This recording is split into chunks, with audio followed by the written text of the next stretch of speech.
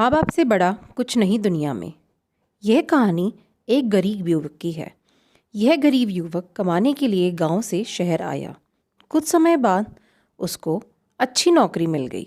इसी दौरान उसके कई भी दोस्त बन गए। इनमें से एक दोस्त का घर रास्ते में ही पड़ता था। दोनों ऑफिस साथ साथ जाया करते थे। वक्त बीतता गया, काम चलता रहा। अब उसे नौकरी में भी तरक्की मिल गई थी।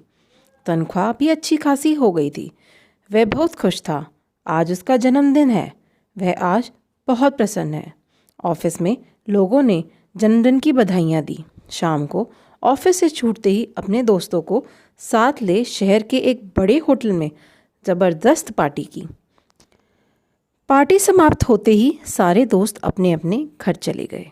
वह गरीब युवक यहाँ आकर इतना घुल मिल गया कि उसे अपने माँ बाप, भाई बहन का ज़रा भी ख्याल नहीं आया। गांव में माँ बाप ने अपने बेटे के लिए मंदिर जाकर पूजा की। ईश्वर से अपने बेटे की लंबी उम्र की कामना की। उसके घर वाले वहाँ उस पर आस लगाए बैठे थे कि शहर से उनका बेटा आएगा तो सब मुश्किलें हल हो जाएंगी। लेकिन वह सब भूल गया था। उसे दोस्तों के साथ घूमना, पार्टी करना, फ़ोन पर बातें करना, यह करने के लिए उसे समय था। लेकिन अपने घर वालों की ओर कभी ध्यान ज्ञान ही नहीं गया। पैसे से घर खरीदा, कार खरीदी।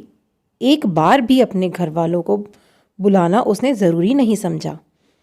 ऐशो आराम की सारी चीज़ें खरीदी, सब कुछ पा लिया।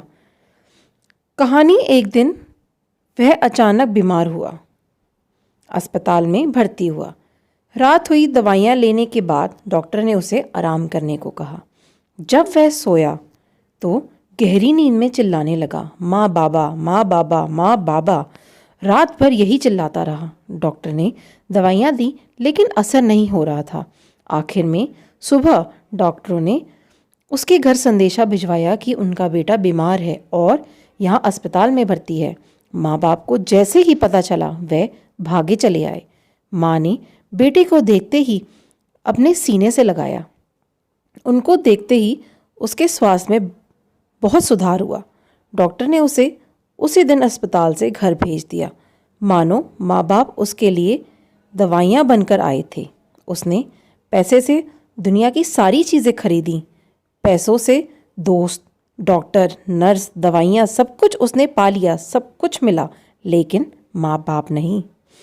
पैसा अच्छा जीवन जीने के लिए आवश्यक है, लेकिन माँ बाप या अन्य कोई रिश्ता भी बहुत ज़रूरी होता है।